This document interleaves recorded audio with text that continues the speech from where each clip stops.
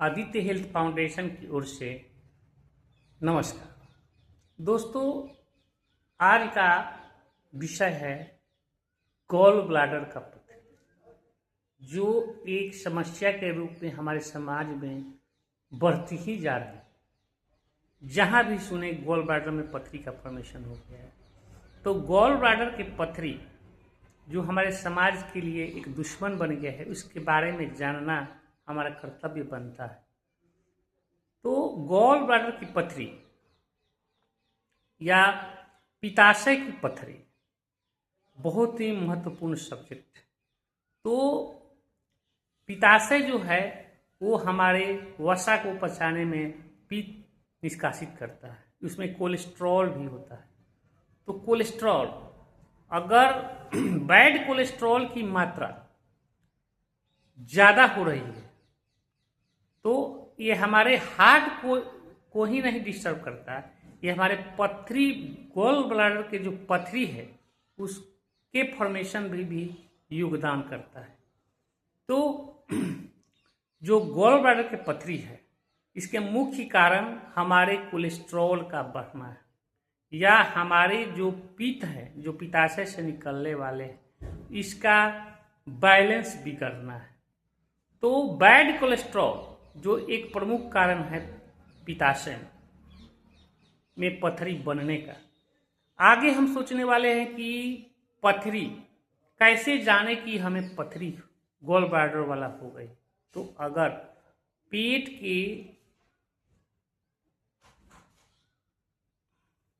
के gall bladder के side में या लीवर के साइड में अगर अचानक दर्द हो रहा है तो समझिए कि गॉल ब्लैडर की पथरी का फॉर्मेशन की जांच जरूरी है।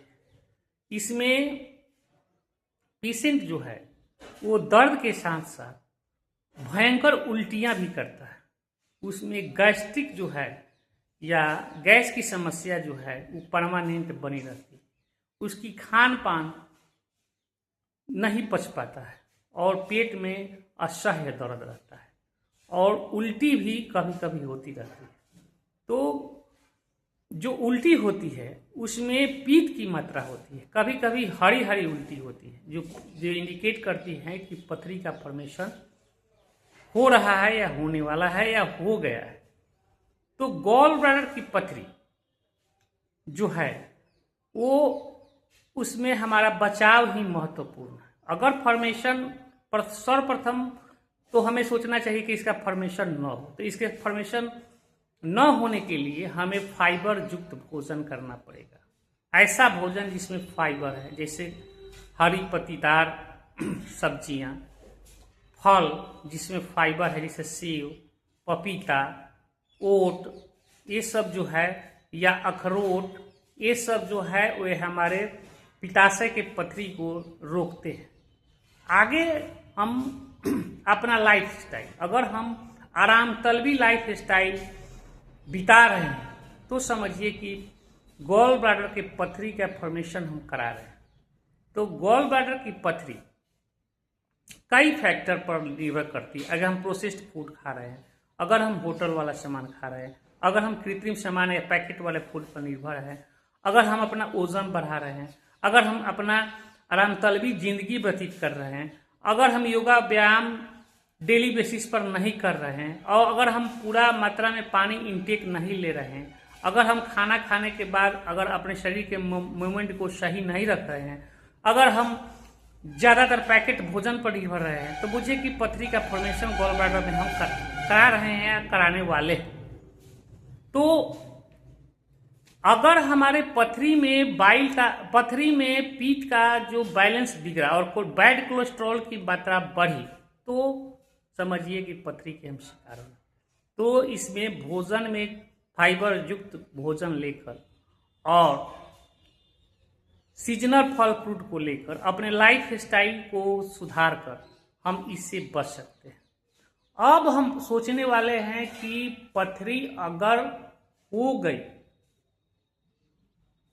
तो हमें कैसे बचना चाहिए। तो पथरी के फॉर्मेशन में सबसे बड़ा होता है हमारे शरीर का बॉडी मास इंडेक्स, अगर मोटापा ज़्यादा है तो भी पथरी की संभावना बनी रहती है।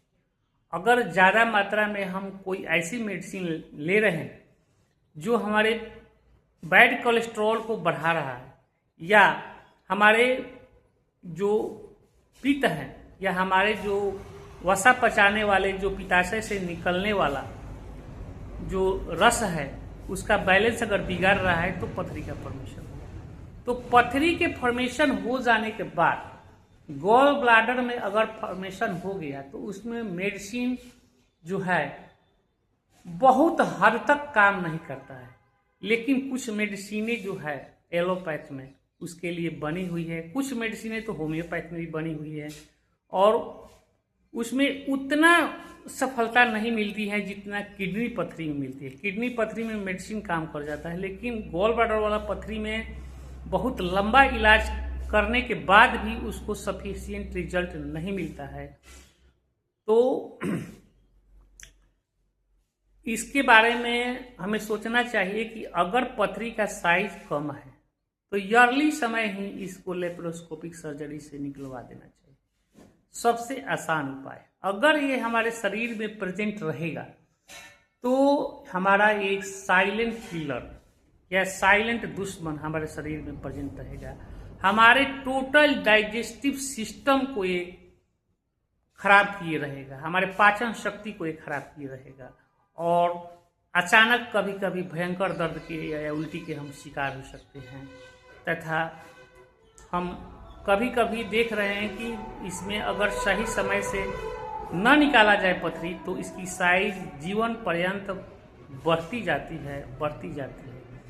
ज़्यादा मात्रा में अगर हम बाजार के कोलेस्ट्रॉल युक्त पेय पदार्थ ले रहे हैं तो भी इसका साइज बढ़ता है। तो इस सब बातों पर ध्यान दें और फाइबर युक्त भोजन के साथ साथ नेचुरल भोजन लें और शरीर को एक्टिव रखें, जैसे कि पथरी को भी एक्सरसाइज और सही मात्रा, और पथरी को या पथरी के फॉर्मेशन को रोकने के लिए हमारे पित्ताशय को भी एक्सरसाइज, ऑक्सीजन प्राप्त होता रहे और अपने वो सिस्टम को बहुत सही तरीके से एक्टिवेट करता रहे।